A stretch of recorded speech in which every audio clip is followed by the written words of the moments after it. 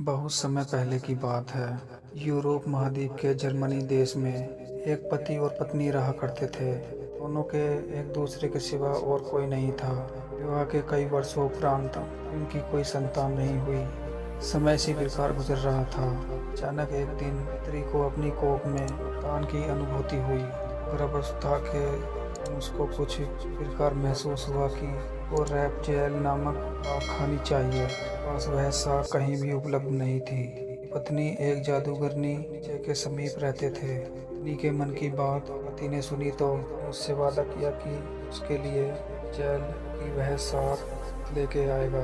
ये में चोरी से घुसकर वह साग अपनी पत्नी की तोड़ी। वह कम दिनों चलता रहा। इन बगीचे की मां का नाम डैम थेल था। यह चोरी करते हुए देख लिया। जादूगरनी ने पति को बंधक बना लिया।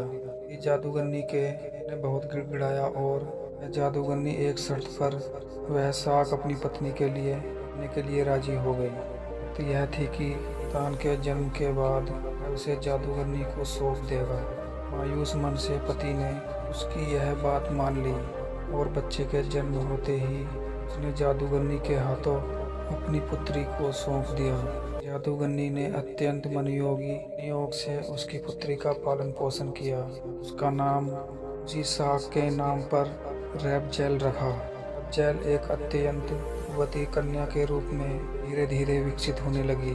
उसके सुनहरे बाल और अद्वितीय रूप की चर्चा आसपास की जगह पर धीमे धीमे से फैलने लगी। कन्या के 12 वर्ष होते ही जादूगरनी डैम गोथेल ने वो एक ऐसी मीनार में कैद कर दिया। इसमें ना तो कोई दरवाजा था, ना चढ़ने के लिए ही कोई सीढ़ी।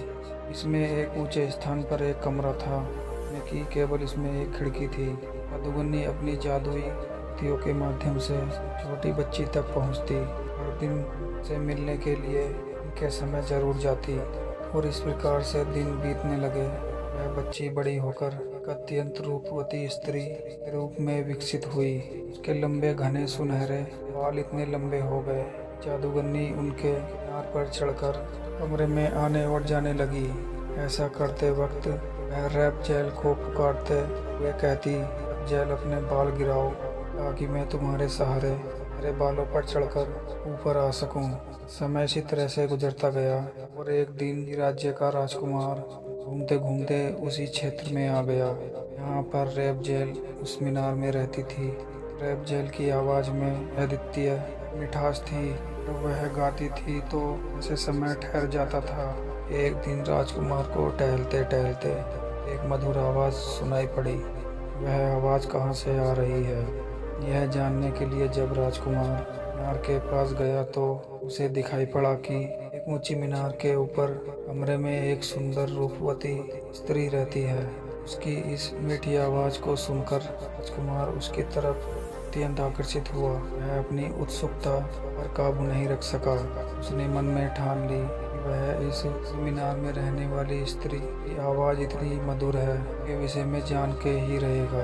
एक दिन जब दिन के समय जादूगरनी जेल से मिलने के लिए आई तो उसने जादूगरनी को वह शब्द कहते और बालों के जरिए ऊपर चढ़ते हुए देख लिया। राजकुमार ने इसी प्रकार जब रात के समय जोल को पुकारा तो उसने उसे आने लिए मीनार के सहारे अपने बालों को लटका दिया। राजकुमार ऊपर जाकर रैपजेल से मिला। रैपजेल और राजकुमार एक दूसरे से प्रेम करने लगे थे। दोनों ने मिलते मिलते हुए ही एक दूसरे को पसंद कर लिया था। वह एक दूसरे के अतरंग सहचर बन गए। राजकुमार ने रैपजेल के सामने विवाह का प्रस्ताव रखा। रैपजेल इस पर सहमत हुई। दोनों का मिलना जुलना धीमे धीमे बढ़ने लगा। जादूगरनी डैम गोथेल दिन के समय रैपजेल को लेने के लिए आया करती थी। राजकुमार और जेल ने मिलकर एक योजना बनाई कि कुमार द्वारा दिए गए एकदम से रैपजेल एक सीढ़ी बनाएगी जिससे कि वह दोनों उस जगह से भाग सकें।